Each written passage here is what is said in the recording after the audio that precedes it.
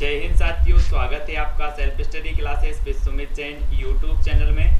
और दोस्तों आज का वीडियो स्टार्ट हो चुका है, तो सभी लोग लाइव आ जाएंगे और वीडियो को सभी लोगों को सब्सक्राइब भी, वीडियो को लाइक करना है, ठीक है, और चैनल को सभी लोग सब्सक्राइब कर लेंगे। स्टार्ट करेंगे दोस्तों आज का ये वीडियो। मोस्ट इम्पॉर्टेंट प्रश्नों पर आज हम चर्चा करने वाले हैं यहाँ पर, जो कि हमारी रोज टेस्ट सीरीज चलती है।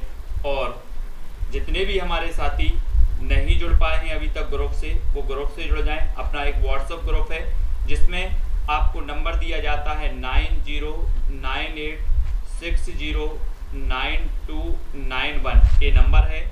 इस नंबर पर आपको क्या करना है, मैसेज करना है, तो व्हाट्सएप ग्रुप की आपको लिंक मिल जाएगी, ठीक है। तो सभी लोग जरूर जुड़ें।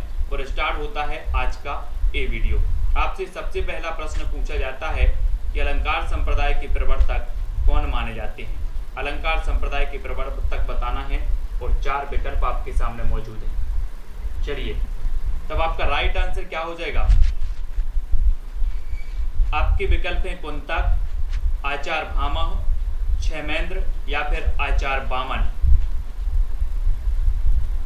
तो प्रश्न क्रमांक 61 में हमें उत्तर बताना था और अलंकार संप्रदाय हमसे पूछा गया। तो मैं आपको बता दूं दोस्तों कि जो आचार्य वामन हैं ये रीति संप्रदाय के प्रवर्तक माने जाते हैं। आचार्य कुंतक जो हैं ये वक्रोक्ति संप्रदाय के प्रवर्तक माने जाते हैं। और जो क्षेमेंद्र हैं ये औचित्य संप्रदाय के प्रवर्तक माने जाते हैं। और अलंकार संप्रदाय की जब बात आती है तो भामह को याद किया जाता है, यानी कि उत्तर आपका क्या होगा, विकल्प नंबर बी होगा। और जो भी दोस्तों ये जो मैंने पूरे संप्रदाय आपको ट्रिक से पढ़ाए हैं, सिद्धांत आपको ट्रिक से पढ़ाए हैं, दर्शन आपको ट्रिक से पढ़ाए हैं, ठीक है, तो वो वीडियो जरूर देखेंगे। और अगला क्वेश्चन आपसे पूछा जाता है कि माखनलाल चतुर्वेदी को किस रचना के लिए साहित्य अकादमी पुरस्कार मिला। जी हाँ दोस्तों, आपको बताना है कि कौन सी रचना के लिए माखनलाल चतुर्वेदी को जो है साहित्य अकादमी पुरस्कार मिला। और साहित्य अकादमी पुरस्कार दोस्तों हिंदी में सर्वप्रथम माखनलाल चतुर्वेदी को मिला। और इसकी रचना बतानी है कि वो रचना कौन सी है, और सन भी आपको याद करवाया था मैंने, वो सन कौन सा है वो भी आपको बताना है। तो हेमतरंगिणी के लिए मिला, हेमकिरीटनी के लिए मिला, कला और बूढ़ा चांद के लिए मिला, आंगन के पार द्वार के लिए मिला। किसके लिए मिला माखनलाल चतुर्वेदी को साहित्य अकादमी पुरस्कार। और मैंने साहित्य अकादमी पुरस्कार वाली जो रचना है दोस्तों पूरी की पूरी करवा दी है ना। और आपका बिल्कुल सही आंसर होगा कि जो हेमतरंगिणी इनकी रचना है वो आपका बिल्कुल सही है, ठीक है, हेमतरंगिणी। और दोस्तों ये हेमतरंगिणी के लिए माखनलाल चतुर्वेदी को 1955 में, है ना, बचपन से लेकर 55 तक हम माखन खाते हैं, माखन, तो 55 में इन्हें क्या मिला था, साहित्य अकादमी पुरस्कार मिला था, ठीक है। और कला और बूढ़ा चांद, कला और बूढ़ा चांद ये सुमित्रानंदन पंत की है, सुमित्रानंदन पंत की है कला और बूढ़ा चांद, सभी लोगों को पता है। और इन्हें 1960 में मिला था, 60 में, कला और बूढ़ा चांद के लिए, ठीक है। ये चीज भी आपको याद रखनी है। अगला है शब्दार्थौ काव्यम, यह परिभाषा किसने दी है। शब्दार्थौ काव्यम वामन ने दी है, मम्मट ने दी है, रुद्रट या फिर भामह ने दी है।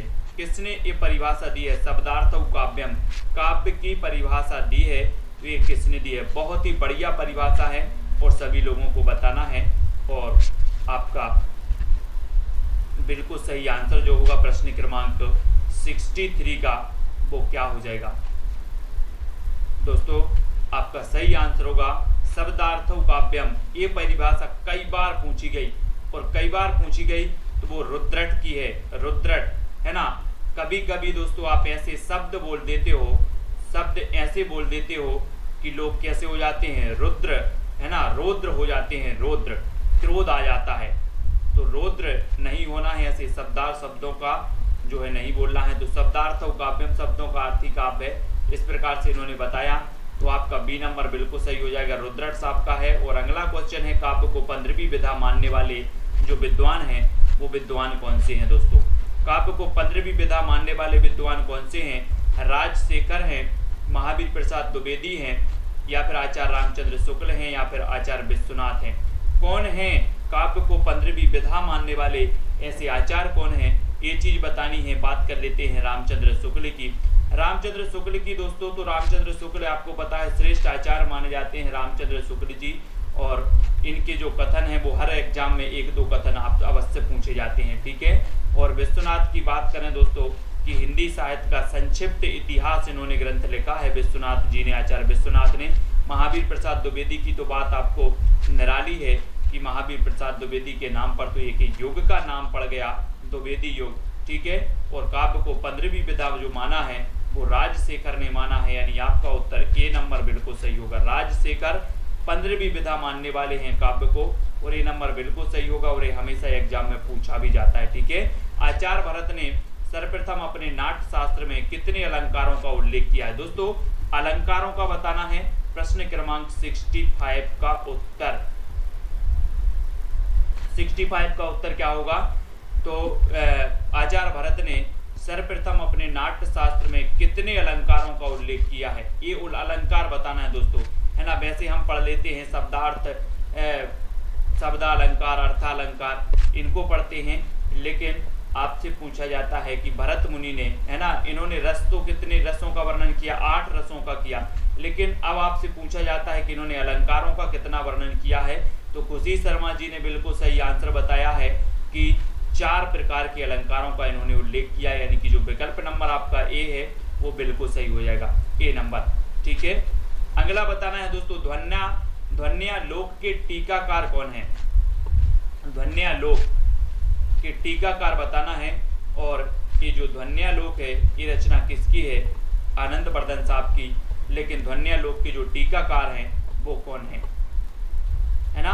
औचित्य संप्रदाय अपन ने पढ़ा था क्षेमेंद्र, वक्रोक्ति संप्रदाय पढ़ लिया था कुंतक, है ना। और दोस्तों आपको बताना है कि ध्वन्यालोक के जो टीकाकार हैं वो कौन है? अभिनव गुप्त। अभिनव गुप्त यानी बी नंबर आपका बिल्कुल सही हो जाएगा, ठीक है। आनंद वर्धन की रचना है ध्वन्यालोक और इसके टीकाकार हैं अभिनव गुप्त, यानी बी नंबर आपका यहाँ पर बिल्कुल सही हो जाएगा। और नेक्स्ट है, हिंदी का प्रथम गद्यकार कौन है दोस्तों? प्रथम गद्यकार बताना है, तो लल्लू लाल हैं, बालकृष्ण भट्ट हैं, भारतेंदु हैं, या फिर महावीर प्रसाद द्विवेदी हैं। ये 4 विकल्प में से हमें चयन करना है कि हिंदी का प्रथम गद्यकार कौन माना जाता है। और प्रश्न क्रमांक 67 का आंसर बताना है। तब आपका बिल्कुल सही आंसर कौन सा हो जाएगा? और दोस्तों मैं आपको बता दूं कि अपना जो चैनल है इसे ज्वाइन बटन यूट्यूब द्वारा दिया गया है, और ज्वाइन बटन में क्या होता है दोस्तों, मैंने आपको कल भी बताया था कि इसमें 3 प्लान रखे गए हैं, सिल्वर प्लान, गोल्ड प्लान और डायमंड प्लान, ठीक है। सिल्वर प्लान अगर आप खरीदना चाहते हैं तो आपको 59 रुपये पे करना होता है, 59, जिसमें दोस्तों आपको सुविधाएं दी जाती हैं कि चैनल के द्वारा अगर दोस्तों आपको ऐसा कर दिया जाता है कि ये जो वीडियो है केवल हमारे जो YouTube मेंबर हैं वो ही देख पाएंगे, है ना। तो ऐसी सेटिंग कर दी जाती है और वो ही ज्वाइन मेंबर ही देख पाएंगे कुछ YouTube वीडियो, ठीक है। दूसरा, जो आप कमेंट करते हो आपका कमेंट बिल्कुल हाईलाइट दिखेगा, सबसे अलग कमेंट आपका दिखेगा। आपको इमोजी भी दिया जाएगा, जैसे स्टार इमोजी भी आपको दिया जाएगा।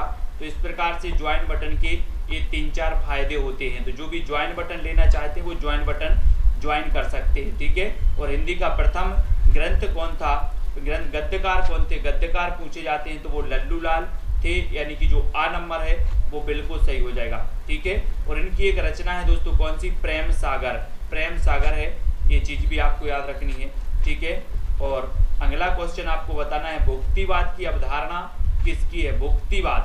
भुक्तिवाद बहुत ही बढ़िया प्रश्न है दोस्तों, और ये मम्मट की है, भट्ट लोलट की है, भट्ट नायक की है, या फिर आनंद वर्धन की है। तो भुक्तिवाद की जो अवधारणा है वो किसकी है? प्रश्न क्रमांक 68 में हमें उत्तर बताना है।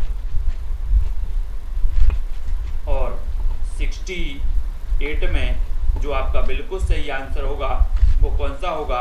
भुक्तिवाद की अवधारणा होती है, ये जो है वो किसकी है? भट्ट नायक की। हाँ, भट्ट नायक की है भुक्तिवाद, भट्ट नायक की है। बी नंबर आपका बिल्कुल सही हो जाएगा, भट्ट नायक, ठीक है, बी नंबर। और कुटज की रचयिता कौन है? कुटज की बताना है दोस्तों, हजारी प्रसाद द्विवेदी, विद्यानिवास मिश्र, रामचंद्र शुक्ल, या फिर भारतेंदु। तो कुटज के रचयिता कौन माने जाते हैं? 4 विकल्प है, 1 काव्य प्रकाश है, वेरी गुड कुरैशी जी। और कुटज के रचयिता जो माने जाते हैं वो कौन माने जाते हैं? हजारी प्रसाद द्विवेदी, है ना। हजारी प्रसाद द्विवेदी के बारे में हमने पढ़ा था कि शिरीष के फूल इनकी एक रचना है, शिरीष के फूल, अशोक के फूल, है ना। जब हमने समान नामों वाली रचनाएं पढ़ी थी तो तब पढ़ी थी शिरीष के फूल, अशोक के फूल, है ना। ये हजारी प्रसाद द्विवेदी की रचना है। कुटज भी इनकी ही रचना है। और हिंदी साहित्य का आदिकाल, हिंदी साहित्य का आदिकाल भी इन्हीं की रचना है, ठीक है। हिंदी साहित्य का दोस्तों आप पढ़ते हो उद्भव एवं विकास, है ना। उद्भव और विकास भी इन्हीं का है। हिंदी साहित्य की भूमिका भी इन्हीं का है, इन्हीं का ग्रंथ है हजारी प्रसाद द्विवेदी जी का, और कुटज भी इन्हीं का है, ठीक है। तो ये नंबर आपका बिल्कुल सही होगा। और अगला क्वेश्चन है शेष कादंबरी की रचयिता कौन है? ये रचना तो कई बार पूछी गई है और इसका उत्तर आप सभी को पता होनी चाहिए, ठीक है। सहस्रा जी के लिए जो है दोस्तों इन्होंने क्या किया है? गोल्ड बटन इन्होंने खरीदा है सहस्रा जी ने, बहुत बढ़िया। और शेष कादंबरी के रचयिता बताना है, इन्हें देखो स्टार मिला है। और प्रश्न क्रमांक 70 का उत्तर, और 70 का आपका बिल्कुल सही आंसर हो जाएगा, क्या हो जाएगा? 70 का सी, यानी कि मृदुला गर्ग। सी नंबर आपका बिल्कुल सही होगा। शेष कादंबरी की रचयिता हैं मृदुला गर्ग, ठीक है। सी नंबर आपका बिल्कुल सही होगा। और अगला क्वेश्चन है रामचंद्र शुक्ल ने करुण रस का स्थायी भाव माना है तो किसे माना है? निर्वेद को माना है, गिलानी को माना है, दैन्य को माना है, या फिर करुणा को माना है? और 4 विकल्प हैं कि रामचंद्र शुक्ल ने करुण रस का जो स्थायी भाव माना है वो किसे माना है। और प्रश्न क्रमांक 71, और 71 का जो आपका बिल्कुल सही आंसर होगा वो क्या हो जाएगा? रामचंद्र शुक्ल ने करुण रस का स्थायी भाव माना है करुणा। करुणा यानी कि आपका जो डी नंबर है वो बिल्कुल सही हो जाएगा, करुणा, ठीक है। रामचंद्र शुक्ल ने करुण रस का स्थायी भाव करुणा को मान लिया। और ठेठ हिंदी का ठाठ उपन्यास के लेखक हैं तो कौन है? श्रद्धाराम फुल्लोरी हैं, हरिऔध जी हैं, देवकीनंदन खत्री हैं, या फिर बालकृष्ण भट्ट जी हैं। तो ठेठ हिंदी का ठाठ उपन्यास के लेखक कौन है? क्या हो जाएगा? और प्रश्न क्रमांक 72 और 72 का आपका बिल्कुल सही आंसर होगा हरिऔध। हरिऔध यानी कि जो आपका बी नंबर है वो बिल्कुल सही हो जाएगा। ठेठ हिंदी का ठाठ उपन्यास के जो लेखक हैं वो हैं हरिऔध।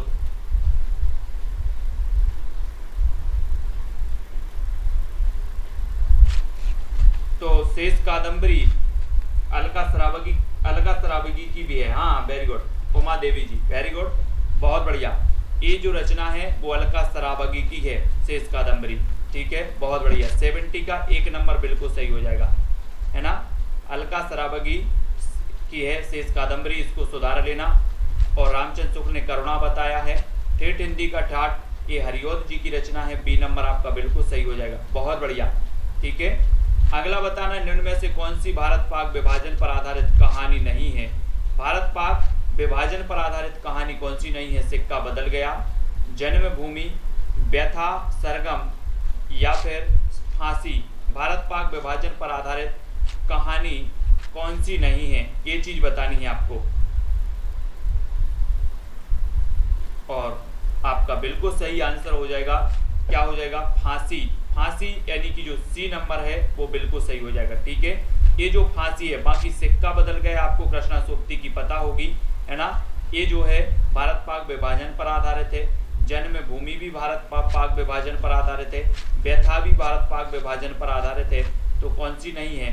फांसी नहीं है, और सी नंबर आपका बिल्कुल सही हो जाएगा, ठीक है। सी नंबर फांसी ये भारत पाक विभाजन पर आधारित नहीं है। और अगला क्वेश्चन है आपका कि भारतेंदु को हिंदी का प्रथम निबंधकार किसने माना? भारतेंदु जी को हिंदी का प्रथम निबंधकार मानने वाले जो विद्वान हैं वो कौन है? 4 विकल्प हैं। और आचार्य रामचंद्र शुक्ल जी ने माना है, कि शिवदान सिंह चौहान, या फिर प्रताप नारायण मिश्र, या फिर बाल मुकुंद गुप्त ने माना। किसने माना हिंदी का प्रथम निबंधकार? और प्रश्न क्रमांक 74, और आपका बिल्कुल सही आंसर होगा कि भारतेंदु को हिंदी का प्रथम निबंधकार जो मानने वाले हैं वो है शिवदान सिंह चौहान। कौन है? शिवदान सिंह चौहान इन्होंने प्रथम निबंधकार माना है। किसे? भारतेंदु जी को। और 74 का आपका बिल्कुल सही आंसर बी नंबर बिल्कुल सही हो जाएगा, बी नंबर। ठीक है। अगला क्वेश्चन है दोस्तों, तुम चंदन हम पानी निबंध के रचनाकार कौन है? शरद जोशी जी हैं, विवेकी राय हैं, विद्यानिवास मिश्र हैं या फिर रमेश चंद्र साय हैं। कौन है? तुम चंदन हम पानी निबंध के रचनाकार, यानी कि प्रश्न क्रमांक 75 का उत्तर लिखना है।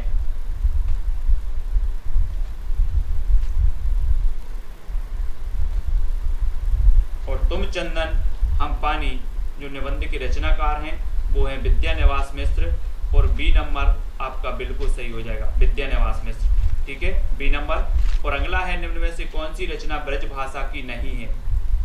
ब्रज भाषा की नहीं है तो कौन सी नहीं है? जानकी मंगल नहीं है, दोहावली, गीतावली या फिर कवितावली। तो कौन सी रचना ब्रज भाषा की नहीं है? यानी कि 77 का उत्तर बताना है। और 77 ब्रज भाषा की जो नहीं मानी जाती, गीतावली है, दोहावली है, कवितावली भी है ना। लेकिन यहाँ पर मंगल आया है, मंगल, तो मंगल आया है तो वो कौन सी हो जाएगी? ये अवधी भाषा में हो जाएगी।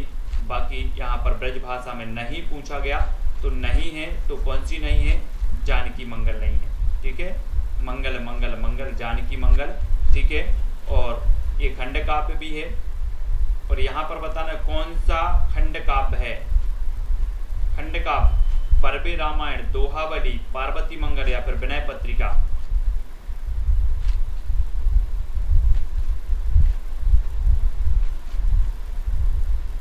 तो खंड काव्य पूछा गया तो खंड काव्य कौन सा है? पार्वती मंगल, है ना। पार्वती मंगल क्या है? खंड काव्य है। और आपका उत्तर होगा बी नंबर। ठीक है, बी नंबर आपका बिल्कुल सही हो जाएगा। एक खंड काव्य माना जाता है तुलसीदास जी का। ठीक है, खंड काव्य। और विनय पत्रिका तो आपको पता है, और जो दोहावली है ये भी ब्रज भाषा में है। बाकी पार्वती मंगल और बरबे रामायण ये अवधी भाषा में है ना। तुलसीदास की मैंने रचना याद करवाई है, कौन सा खंड काव्य है, कौन सा महाकाव्य है, कौन सी रचना अवधी में है, कौन सी ब्रज में है, ये याद करवाई है। तो वो वाला वीडियो जिसने भी नहीं देखा है वो जरूर देख रहे हैं। किस रचना को छायावाद का मैनिफेस्टो कहा जाता है? कई बार पूछा गया है दोस्तों प्रश्न, कई बार पूछा गया कि किस रचना को छायावाद का मैनिफेस्टो कहा जाता है? तुलसीदास जी को लोकायतन, पल्लव या फिर कामायनी। तो किस रचना को जो है मैनिफेस्टो कहा जाता है? और एसजी हमारे ज्वाइंट मेंबर बन चुके हैं और इन्होंने डायमंड प्लान खरीदा है एसजी ने। और इस प्रकार से हाईलाइट हो जाता है ना। देखें, मैनिफेस्टो कहा जाता है तुलसीदास को, पल्लव को, लोकायतन या फिर कामायनी को। किसे कहा जाता है दोस्तों? और किस रचना को छायावाद का मैनिफेस्टो कहा जाता है? तो आपका बिल्कुल सही आंसर होगा पल्लव, यानी सी नंबर आपका बिल्कुल सही हो जाएगा। ठीक है, सी नंबर। पल्लव को जो है छायावाद का मैनिफेस्टो कहा जाता है।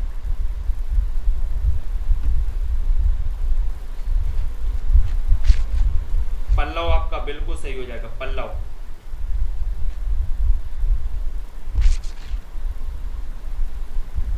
ठीक है, अगला आपको बताना है दोस्तों, पंत की कौन सी रचना अरविंद दर्शन से प्रभावित है? पंत की रचना बतानी है, कौन सी है अरविंद दर्शन से प्रभावित? स्वर्ण किरण है, युगवाणी है, पल्लव है या फिर युगांत है? कौन सी रचना अरविंद दर्शन से प्रभावित है? और प्रश्न क्रमांक 80 का उत्तर बताना है। बहुत ही बढ़िया रचना है अरविंद दर्शन, और अरविंद दर्शन से जो प्रभावित है वो कौन सी है? स्वर्ण किरण। स्वर्ण किरण यानी कि ये नंबर, ये पूछी जाती है दोस्तों। आपको पता है कि स्वर्ण किरण हो, पल्लव हो, युगांत हो या फिर युगवाणी हो, है ना। ये दोस्तों आपकी क्या है? ये रचनाएं पूछी जाती हैं।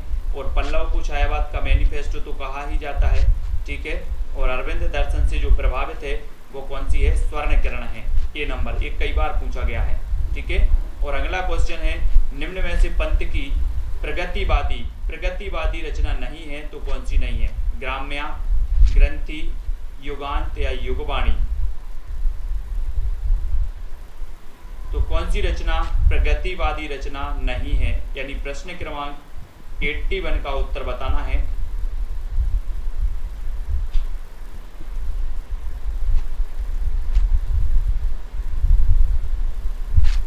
दोस्तों आपको पता होगा कि जो पंत थे, सुमित्रानंदन पंत, इन्होंने एक रचना लिखी थी, कौन सी? युगांत। और युगांत रचना के माध्यम से इन्होंने छायावाद का अंत किया, यानी कि छायावाद का युग का अंत हुआ युगांत से। और प्रगतिवादी रचना यहाँ पर नहीं है पूछी गई, तो वो ग्रंथि नहीं है, ग्रंथि है ना। और एक पूछा जाता है कि किस रचना से छायावाद का युग का अंत माना जाता है, तो युगांत से माना जाता है। वैसे युग का अंत तो है ही, और युगांत जो रचना है ये पंत की है ना। ग्राम्या, युगांत, युगवाणी, ये रचना किसकी है दोस्तों? ये प्रगतिवादी मानी जाती हैं। बाकी ग्राम्या की अगर बात करें, ग्रंथि की बात करें, तो ये छायावादी मानी जाती है। ठीक है, तो ये चीज आपको याद रखनी है। और अगला है, निम्न में से पंत की छायावादी रचना नहीं है तो कौन सी नहीं है? पंत की छायावादी रचना बतानी है,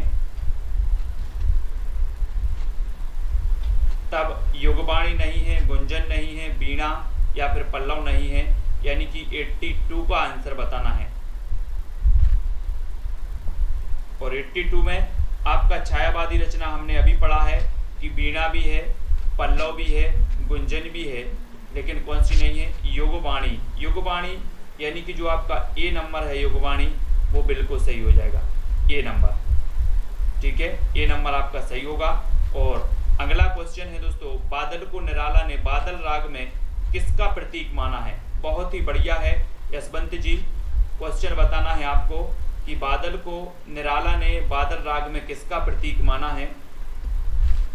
शोषक का, पूंजीपति का, क्रांति दूत का या फिर शोषण का? बादल को निराला ने बादल राग में किसका प्रतीक माना है? और बहुत ही बढ़िया है दोस्तों, आपने निराला जी की पढ़ी होगी यथार्थवादी रचना तोड़ती पत्थर, है ना। संसार का सबसे शोक गीत पना होगा सरोज स्मृति, है ना। और दोस्तों यहाँ पर बादल राग माना है, तो बादल राग में किसका प्रतीक? तो क्रांति दूत का प्रतीक माना है। क्रांति दूत यानी कि डी नंबर आपका बिल्कुल सही होगा। क्रांति दूत का प्रतीक मानने वाले हैं तो वो है निराला जी बादल राग को। हिंदी का पहला उपन्यास आचार्य रामचंद्र शुक्ल ने कौन सा माना है? बहुत ही बढ़िया प्रश्न है दोस्तों, है ना। ये क्वेश्चन पूछा जाता है आपसे, कैसा पूछ लिया गया? सबसे पहली बात तो हिंदी का पहला उपन्यास पढ़ा होगा आपने, परीक्षा गुरु को। लेकिन अब आपसे अगर पूछ लिया गया कि रामचंद्र शुक्ल ने कौन सा माना है, तो आप कंफ्यूज हो जाते हो हमेशा। तो आप याद रख लेना कि हिंदी का प्रथम उपन्यास परीक्षा गुरु को रामचंद्र शुक्ल ने ही माना है। किसने माना है? रामचंद्र शुक्ल ने ही माना है। तो आपका उत्तर हो जाएगा परीक्षा गुरु, और ए नंबर आपका बिल्कुल सही हो जाएगा। ठीक है, ए नंबर, परीक्षा गुरु आपका ए नंबर बिल्कुल सही होगा। और अगला क्वेश्चन देख लेते हैं कि प्रथम विश्व हिंदी सम्मेलन कहाँ हुआ था? कहाँ हुआ था? मॉरिशस में, नागपुर में, या फिर भोपाल, या फिर नई दिल्ली में? प्रथम विश्व हिंदी सम्मेलन बताना है दोस्तों, ये कहाँ पर हुआ था। और मैं आपको बता दूं कि ये जो प्रथम हिंदी सम्मेलन हुआ था, ये हुआ था प्रथम कहाँ पर? नागपुर में। कहाँ पर हुआ था? नागपुर। और आपका उत्तर होगा विकल्प नंबर सी। ठीक है, सी नंबर आपका बिल्कुल सही होगा। नागपुर में प्रथम विश्व हिंदी सम्मेलन हुआ था। और अगला क्वेश्चन है, अद्वैतवाद के प्रवर्तक हैं तो कौन है? शंकराचार्य हैं, क्षेमेंद्र हैं, रामानुजाचार्य हैं, विष्णु स्वामी हैं। अद्वैतवाद के प्रवर्तक कौन माने जाते हैं? विकल्प बताना है, 4 विकल्प आपके सामने है। 86 का उत्तर बताना है, फिर आपका राइट आंसर क्या होगा?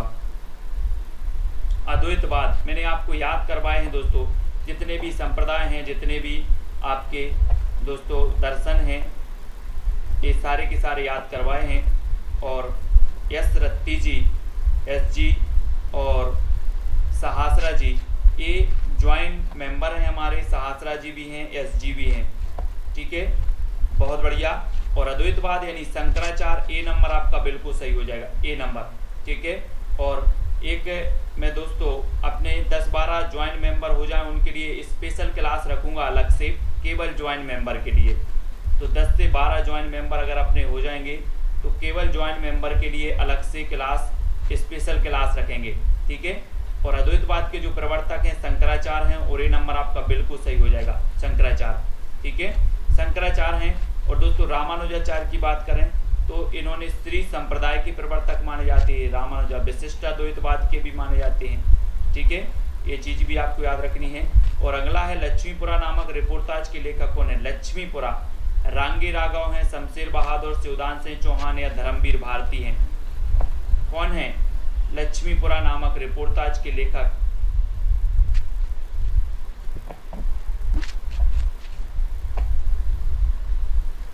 और प्रश्न क्रमांक 87 और 87 का आपका बिल्कुल सही होगा लक्ष्मीपुरा। ये जो रिपोर्टाज है ये शिवदान सिंह चौहान का है ना, शिवदान सिंह चौहान। और आपने पढ़ा होगा दोस्तों कि शिवदान सिंह चौहान ने जो है क्या किया है? शिवदान सिंह चौहान ने भारतेंदु जी को हिंदी का प्रथम निबंधकार माना है ना। किसने? शिवदान सिंह चौहान ने। ये तो आपको पता ही होगा। और लक्ष्मीपुरा नामक जो रिपोर्टाज है ये भी किसका है? शिवदान सिंह चौहान का ही है। तो बी नंबर यहाँ पर आपका बिल्कुल सही होगा, ठीक है।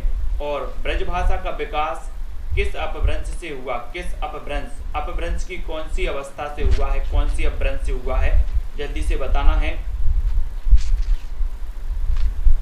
और आपका बिल्कुल सही आंसर क्या होगा? अपभ्रंश से हुआ है अर्धमागधी से, सौरसेनी से, मागधी से, या फिर इनमें से कोई नहीं।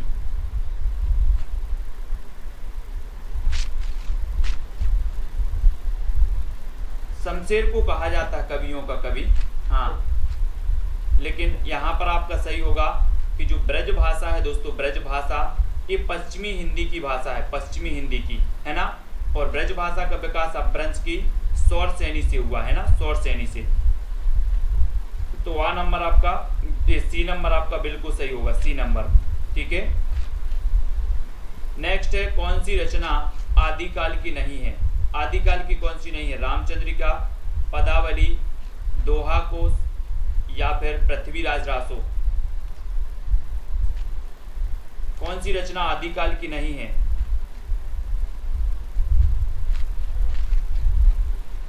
हाँ, पूर्वी हिंदी अर्धमागधी से निकली थी और पश्चिमी हिंदी सौरसेनी से। Very good. और आदिकाल की नहीं है तो आपको पता है कि पदावली है, दोहा कोश है, पृथ्वीराज रासो भी है, लेकिन कौन सी नहीं है? रामचंद्रिका। और ये रामचंद्रिका कब की है? तो ये भक्ति काल की रचना मानी जाती है, भक्ति काल की, ठीक है। भक्ति काल की रचना कौन सी मानी जाती है? रामचंद्रिका। और पदावली, दोहा कोश, पृथ्वीराज रासो ये आदिकाल की हैं। और आपका उत्तर क्या हो जाएगा? ए नंबर, ठीक है, ए नंबर आपका बिल्कुल सही होगा। आदिकाल को अपभ्रंश काल किसने कहा दोस्तों? आदिकाल को अपभ्रंश काल जो नाम दिया वो किसने दिया? मिश्र बंधुओं ने, राहुल सांकृत्यायन ने, विश्वनाथ प्रसाद ने या फिर धीरेन्द्र वर्मा ने। तो किसने दिया? यानी कि प्रश्न क्रमांक आपका 90 का उत्तर बताना है। और बहुत ही बढ़िया प्रश्न है कि अपभ्रंश काल जो कहने वाले हैं राहुल सांकृत्यायन ने, तो क्या कह दिया था? क्या कहा था राहुल सांकृत्यायन ने? और धीरेन्द्र वर्मा आपका बिल्कुल सही होगा। यहाँ पर अपभ्रंश काल कहा है इन्होंने, धीरे से कह दिया, धीरे से, यानी कि आपका उत्तर होगा धीरेन्द्र वर्मा, ठीक है, धीरेन्द्र वर्मा। और डी नंबर बिल्कुल सही हो जाएगा। हाँ, छंदों का अजायब घर भी कहा जाता है रामचंद्रिका को, बहुत बढ़िया।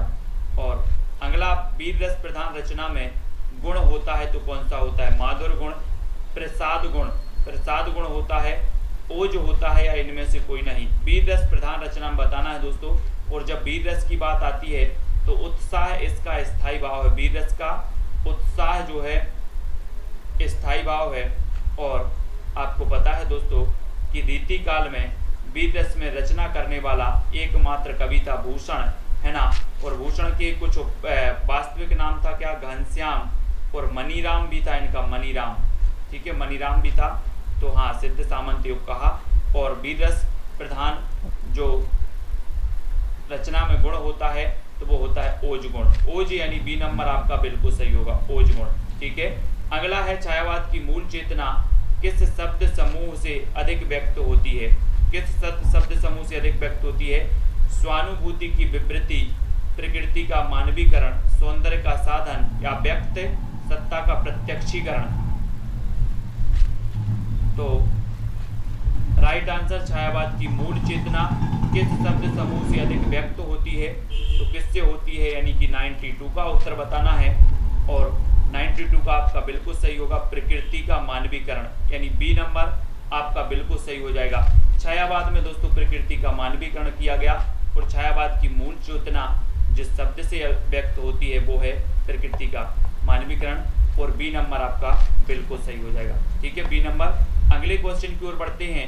84 वैष्णव की वार्ता किसकी रचना है? आपने पढ़ा होगा दोस्तों 252 वैष्णव की वार्ता और 84 वैष्णव की वार्ता, है ना, ये दोनों ही रचनाएं हैं, तो वो किसकी हैं? और मैं जब तक आपको बता दूं कि रूप गोस्वामी की एक रचना है उज्ज्वल नीलमणि, है ना, उज्ज्वल नीलमणि है रूप गोस्वामी की रचना है। और ज्योतिरीश्वर ठाकुर की रचना है कौन सी? वर्ण रत्नाकर। और नाभादास की तो पता ही है आपको, भक्तमाल, है ना। तो 84 वैष्णव और 252 वैष्णव की वार्ता के जो रचनाकार होंगे वो कौन होंगे? गोकुलनाथ, यानी बी नंबर आपका बिल्कुल सही होगा, गोकुलनाथ। ठीक है। और अगला है अवध विलास की रचनाकार कौन है? अवध विलास प्राणचंद्र चौहान है, लालदास हैं, विद्यानिवास मिश्र हैं या फिर भारतेंदु हैं, यानी कि 94 का आंसर बताना है। और 94 यानी कि 94 का आपका बिल्कुल सही आंसर होगा अवध विलास। दोस्तों हम पढ़ते ना अवध के लाल, है ना, अवध के लाल, अवध विलास, और अवध के लाल यानी कि लालदास, अवध के लाल, तो लालदास। ठीक है। और प्राणचंद्र चौहान की रामायण महानाटक है, ठीक है, प्राणचंद्र चौहान। और डॉक्टर राजेंद्र प्रसाद की जो आत्मकथा है वो कौन सी है? राजेंद्र प्रसाद। और एक गालिब छूटी शराब तो मैंने आपको याद करवाया था, एक गालिब छूटी शराब रविंद्र कालिया की है, गालिब छूटी शराब रविंद्र कालिया। सत्य की खोज, यही आत्मकथा राजेंद्र प्रसाद की है, यानी बी का नंबर सही हो जाएगा। अर्ध कथानक तो आपकी बनारसी दास जैन की है, लेकिन मेरी जीवन यात्रा की बात आती है तो ये दो लोगों की है, यानी कि जानकी देवी बजाज की है, जानकी देवी बजाज। और राहुल सांकृत्यायन की आत्मकथा का नाम भी क्या है? मेरी जीवन यात्रा। ठीक है। सत्य की खोज राजेंद्र प्रसाद, गालिब छूटी शराब रविंद्र कालिया, और जो है अर्ध कथानक ये हिंदी की प्रथम आत्मकथा है और ये बनारसी दास जैन की है। ठीक है। तो सी नंबर आपका यहाँ पर बिल्कुल सही हो जाएगा। और हिंदी में रिपोर्टाज विधा का जनक माना जाता है तो भारतेंदु को, बनारसी दास को, शिवदान सिंह चौहान को या फिर पदम सिंह शर्मा को किसे माना जाता है दोस्तों? रिपोर्टाज विधा का जनक, यानी कि प्रश्न क्रमांक 96 का जो आंसर है वो बताना है। और आपका बिल्कुल सही आंसर होगा हिंदी में रिपोर्टाज विधा का जो जनक माना जाता है वो माना जाता है शिवदान सिंह चौहान, यानी आपका उत्तर क्या होगा? विकल्प नंबर बी, शिवदान सिंह चौहान। ठीक है। इन्हें रिपोर्टाज विधा का जनक माना जाता है। ये रिपोर्टाज विधा को आपको याद रखना है। ठीक है।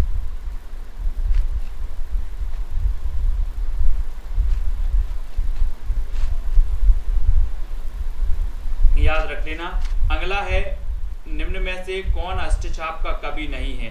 कौन अष्टछाप का कवि नहीं है? कृष्णदास, नाभादास, कुंभन दास या फिर परमानंद दास? ये बतानी है। 4 विकल्प हैं। मेरी जीवन यात्रा वियोगी हरि की नहीं है, चेक करना थोड़ी सा अच्छे से, है ना। मेरी जीवन यात्रा वियोगी हरि की आत्मकथा का नाम नहीं है। मेरी जीवन यात्रा केवल 2 लोगों की है, जानकी देवी बजाज की है और आपकी राहुल सांकृत्यायन की। ठीक है, अच्छे से चेक कर लेना। कौन अष्टछाप का कवि नहीं है? अष्टछाप की स्थापना कब हुई? 1565 में हुई। ठीक है। अष्टछाप में 4 कवि आपके किसके? वल्लभाचार्य के, और 4 कवि दोस्तों आपके किसके थे? 4 वल्लभाचार्य के थे और 4 जो थे वो किसके थे? अब देखो बहुत सारे लोग यहाँ पर कंफ्यूज हो जाते हैं कि दास दास सब में लिखा है, दास यहाँ पर भी आया, यहाँ पर भी आया, यहाँ पर भी आया, यहाँ पर भी आया। लेकिन एक चीज आपको याद रखनी है कि जो नाभादास है, नाभादास, इनकी एक रचना है भक्तमाल। ठीक है, भक्तमाल। ये नावा दास ही नहीं है अष्टचाप के, है ना। सी नंबर आपका बिल्कुल सही होगा, सी नंबर आपका सही हो जाएगा, है ना। और कविता जीवन और जगत की अभिव्यक्ति है, ये महादेवी वर्मा की है, भारतेंदु की है, रामचंद्र शुक्ल या फिर महादेवी वर्मा की है। किसकी रचना है? कविता जीवन और जगत की अभिव्यक्ति है, प्रश्न क्रमांक 98।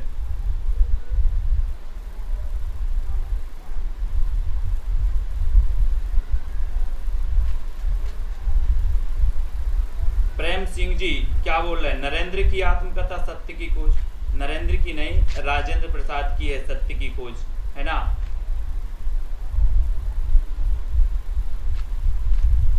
कविता जीवन और जगत की अभिव्यक्ति है, ये कहा है रामचंद्र शुक्ल ने। किसने कहा है? रामचंद्र शुक्ल ने, यानी वी नंबर आपका बिल्कुल सही हो जाएगा, ठीक है। रामचंद्र शुक्ल ने कहा है कि कविता जीवन और जगत की अभिव्यक्ति है, यानी 98 का आपका बिल्कुल बी नंबर बिल्कुल सही हो जाएगा, बी नंबर, ठीक है। और अगला क्वेश्चन है निम्न में से रसवादी आचार कौन नहीं है? रसवादी आचार, रस संप्रदाय सबसे प्राचीन संप्रदाय माना जाता है, ठीक है। और दोस्तों आपको बताना है कि नहीं है तो कौन नहीं है? शंकुक नहीं है, भट्ट नायक नहीं है, भट्ट लोलट या फिर बामन नहीं है। कौन नहीं है? रसवादी आचार कौन नहीं है? 4 विकल्प बताना है। यस जी, उत्तर क्या हो जाएगा? और आपको पता है दोस्तों कि शंकुक भी हैं, भट्ट नायक भी हैं, भट्ट लोलट भी हैं, लेकिन कौन नहीं है? बामन। बामन यानी सी नंबर, ये रसवादी आचार नहीं है, और सी नंबर आपका बिल्कुल सही हो जाएगा, सी नंबर, ठीक है। और नेक्स्ट यहाँ पर आज के जो अपने प्रश्न हैं वो यहीं तक करते हैं। नेक्स्ट क्लास अपनी कल यथावत टाइम पर होगी। आज बहुत सारे लोग रक्षाबंधन मना रहे हैं और बहुत सारे लोग जो है व्यस्त हैं रक्षाबंधन में, है ना। तो बहुत बढ़िया, सभी लोगों ने बहुत अच्छे से रक्षाबंधन मना ली होगी और जो है रक्षा का वचन भी दे दिया होगा, ठीक है। सभी लोगों ने दे दिया है क्या रक्षा का वचन? अधिकांश लोगों ने दे दिया होगा रक्षा का वचन। और सभी लोग वीडियो को लाइक ज़रूर करना है, वीडियो को शेयर भी करना है। यश रत्ती जी को पुनः धन्यवाद, है ना। सहासरा जी को पुनः धन्यवाद। मैं चाहता हूं कि सारे लोग ज्वाइन करें, चैनल को ज्वाइन करें, है ना। और आप ज्वाइन ज़रूर करेंगे तो अधिकांश जो ज्वाइन मेंबर हैं, ज्वाइन मेंबर ही देखेंगे हमारे लिए, ठीक है। तो अधिकांश लोगों को ज्वाइन करना है। और आपको पता है कि इसमें 3 प्रकार के दोस्तों आपके प्लान दिए हैं, सिल्वर प्लान दिए और गोल्ड प्लान है और डायमंड प्लान है। ये 3 प्लान हैं। आप ज्वाइन बटन पर जा कर के देखेंगे, ठीक है। तो आपको चैनल को ज्वाइन अवश्य करना है, ठीक है। ज्वाइन सभी लोग करेंगे और वीडियो को लाइक करेंगे और शेयर करेंगे, ठीक है। और दोस्तों वीडियो कैसा लगा कमेंट के माध्यम से बताएंगे। सुबह 9:30 बजे आपकी दोस्तों हिंदी साहित्य की क्या होती है, ट्रिकी वीडियो वाली क्लास होती है ना। सहासरा जी इन्होंने भी ज्वाइन किया है, सहासरा जी को भी बहुत बहुत धन्यवाद। और यश जी को भी, मंजू बाला जी, पुष्पेंद्र जी, अनिल जी, फतेह सिंह जी, परवेज जी, यश रत्ती जी, ठीक है। सभी लोग वीडियो को लाइक करें। और जो भी साथी व्हाट्सएप ग्रुप से नहीं जुड़े हैं वो व्हाट्सएप ग्रुप से जुड़ जाएं। 9098609291, ठीक है। ये आपका 9098609291 वाला ये क्या है दोस्तों? ये नंबर है व्हाट्सएप ग्रुप का और आप व्हाट्सएप ग्रुप से आपको अवश्य जुड़ना है, ठीक है। कंचन वर्मा जी, फतेह सिंह जी, खुशी शर्मा जी और सीमा जी, फतेह, ठीक है। तो बहुत बढ़िया, सभी लोगों ने मना ली आज रक्षाबंधन। कुरैशी जी, है ना। 8 स्टूडेंट ही लाइक किए हैं, है ना। बहुत सारे लोग लाइक भी नहीं कर पाते हैं, ठीक है। यशवंत जी, ठीक है। तो वीडियो को लाइक करेंगे दोस्तों, शेयर करेंगे और ज्वाइन बटन अब आप लेना चाहते हैं तो ज्वाइन बटन भी आप ले सकते हैं, ठीक है। ज्वाइन मेंबर बन जाएंगे आप हमारे चैनल के, है ना। ज्वाइन मेंबर बनेंगे तो आपको बहुत सारी सुविधाएं भी मिलने लगेंगी चैनल से, है ना। जहां पर आपको हम लाइव क्लास सिर्फ कुछ वीडियो, अगर मैं कुछ वीडियो डालूंगा जो स्पेशल होंगे, जो सिर्फ ओनली ज्वाइन बटन वालों को मिलेंगे, यानी कि सिर्फ मेंबर ओनली, ठीक है, तो बहुत बढ़िया। वीडियो को लाइक और शेयर अवश्य करें दोस्तों। आज की वीडियो के